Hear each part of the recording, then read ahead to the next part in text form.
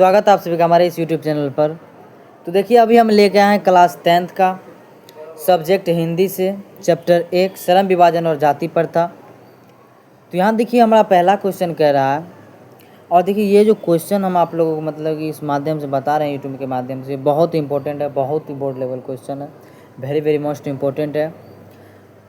तो इस वीडियो को जो भी देखते हैं वो इस बताए गए क्वेश्चन को अच्छी तरह से याद कर लीजिएगा ताकि आपको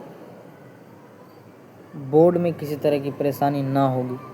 तो देखिए हमारा पहला क्वेश्चन कह रहा है कि श्रम विभाजन और जाति प्रथा गद्य की कौन सी विधा है। तो यहाँ देखिए हमारा आंसर दिया हुआ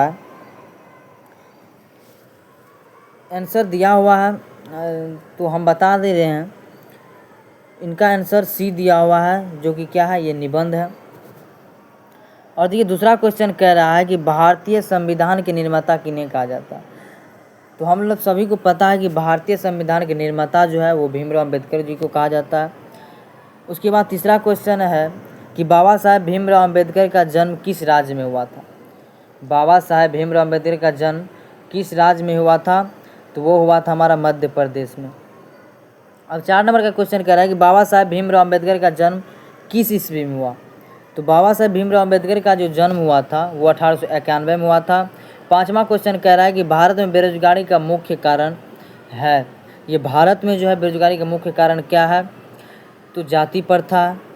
अब 6 नंबर का क्वेश्चन कह रहा है कि समाज और राजनीति के बेहद सक्रिय भूमिका निभाते हुए अम्बेडकर ने किनको मानवीय एवं अधिकार दिलाने के लिए अनेक प्रयास किए, तो वो है अछूतों। क्योंकि आप सबको को पता होना चाहिए कि भीमराव अम्बेडकर जो थे वो बहुत ही दलित परिवार से थे, जिनको हम लोग अभी कहते हैं राम जाति कहते हैं। तो 7 नंबर का क्वेश्चन अब कह रहा है कि संविधान निर्माता अम्बेडकर के अनुसार आदर्श समाज किस पर आधारित होना चाहिए। तो ये जो होना चाहिए वो ये उपयुक्त सभी पर। तो देखिए उपयुक्त सभी में है क्या क्या। सबसे पहले तो स्वतंत्रता भी होना चाहिए, समानता होना चाहिए, भ्रातृत्व होना चाहिए। अब हमारा 8 नंबर का क्वेश्चन कह रहा है कि भीमराव अम्बेडकर किस विडंबना की बात करते हैं। भीमराव अम्बेडकर जी जो किस विडंबना की बात करते हैं, तो वो विडंबना है इस युग में भी जातिवाद के पोषकों की कमी नहीं है।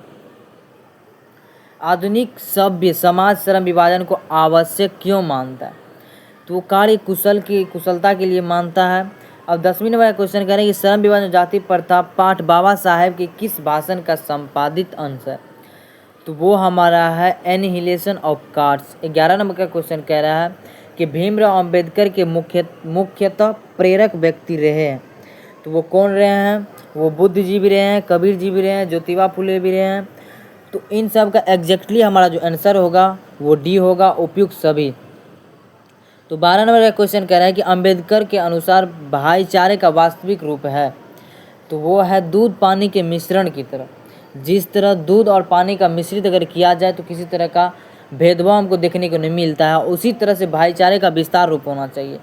अब 13 नंबर में कहता है कि लेखक भारत में बेरोजगारी का एक प्रमुख व प्रत्यक्ष कारण किसे मानते हैं। लेखक भीमराव अम्बेडकर जो है वो बेरोजगारी का प्रमुख व प्रत्यक्ष कारण किसे मानते हैं भारत में, तो वो देखिए किसे मानते हैं, तो जाति प्रथा को मानते हैं।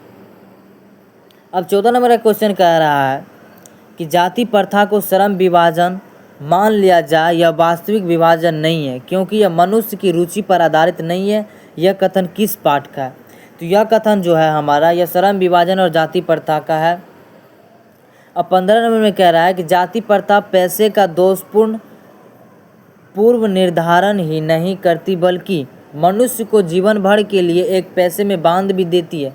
प्रस्तुत गद्यांश के रचनाकार हैं, तो इसके रचनाकार है भीमराव अम्बेडकर जी। अब 16 नंबर का क्वेश्चन कह रहा है कि यह विडंबना की बात है कि इस युग में भी जातिवाद के पोषकों की कमी नहीं है, यह कथन किस पाठ का है, तो यह कथन है हमारा श्रम विभाजन और जाति प्रथा का। जाति प्रथा का श्रम विभाजन मनुष्य की स्वेच्छा पर निर्भर नहीं करता, मनुष्य की व्यक्तिगत भावना तथा व्यक्तिगत रुचि का इसमें कोई स्थान अथवा महत्व नहीं रहता। प्रस्तुत गद्यांश किस पाठ को उद्धृत करता है, तो ये करता है श्रम विभाजन और जाति प्रथा। अब 18 नंबर का क्वेश्चन कह रहा है कि डॉक्टर भीमराव अम्बेडकर ने किस प्रथा को आर्थिक पहलू से खतरनाक माना, तो वो माना है जाति प्रथा को। भीमराव अम्बेडकर का जन्म किस परिवार में हुआ था, तो इनका हुआ था जन्म दलित परिवार में। हमने बताया कि ये बहुत ही दलित परिवार से बिलोंग करते थे भीमराव अम्बेडकर।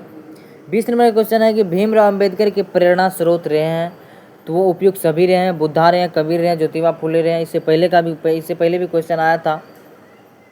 21 नंबर का है कि अम्बेडकर ने भारत की बेरोजगारी का प्रमुख एवं प्रत्यक्ष कारण किसे माना, तो यह जाति प्रथा को माना है। इससे पहले भी ये क्वेश्चन आया था। 22 नंबर में बाबा साहेब भीमराव अम्बेडकर का जन्म किस राज्य में हुआ, तो वो मध्य प्रदेश में हुआ। बाबा साहेब के अनुसार आदर्श समाज किसे माना जाता है, तो सभी कथन सत्य हैं। बाबा साहेब के अनुसार आदर्श समाज किसे माना जाता है। हम कैसे समझें कि आदर्श समाज कैसा होना चाहिए, आदर्श समाज बनाने के लिए हमें क्या करना चाहिए, तो हमें सबसे पहले तो क्या करना चाहिए कि समानता आधारित होना चाहिए, भ्रातृत्व पर आधारित, बंधुत्व पर आधारित, स्वतंत्रता पर आधारित, ये सभी होना चाहिए। क्या चीज़ के लिए, तो आदर्श समाज के लिए। 24 नंबर में कह रहा है कि श्रम विभाजन और जाति प्रथा के लेखक कौन है, तो भीमराव अम्बेडकर हैं। श्रम विभाजन एवं जाति प्रथा शीर्षक निबंध का भाव क्या है, तो इनका भाव है जाति प्रथा की व्यर्थता। ये हमारा श्रम विभाजन और जाति प्रथा जो ये चैप्टर है आधारित, ये हमारा जाति को लेकर के आधारित है। अब 26 नंबर में कह रहा है कि श्रम विभाजन कैसे समाज की आवश्यकता है। श्रम विभाजन कैसे समाज की आवश्यकता है, तो वो है सभ्य समाज की।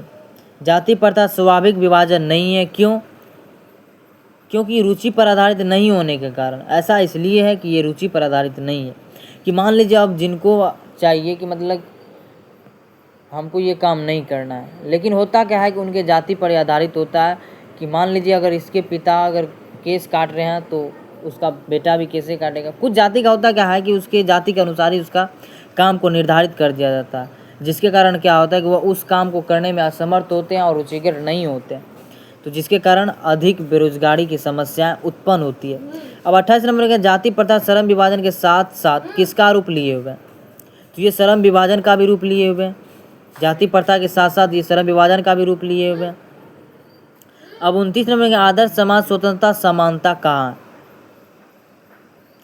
तो ये भीमराव अम्बेडकर ऐसा कहे हैं। सभ्य समाज की आवश्यकता क्या है, तो सभ्य समाज की जो आवश्यकता है वो है श्रम विभाजन। भाईचारे का दूसरा नाम क्या है, तो भाईचारे का दूसरा नाम है लोकतंत्र। भारत में जाति प्रथा का मुख्य कारण क्या है, तो भारत में जाति प्रथा का जो मुख्य कारण है वो है बेरोजगारी। 33 में बुद्धा एंड हिज धम्मा के लेखक कौन है, तो वो है भीमराव अम्बेडकर। तो देखिए हम अभी हमारे पास 33 क्वेश्चन था। तो अगर आप लोग को ये क्वेश्चन रोचक लगे, अच्छा लगे, सही लगे, इम्पोर्टेंट लगे, तो आप लोग हमारे इस चैनल को सब्सक्राइब कीजिएगा। और इस चैनल पर जो भी वीडियो मिलता है आप लोग को, जो भी वीडियो हमारा पहुंचता है आप लोगों तक, उन पर लाइक कमेंट ज़रूर कीजिएगा।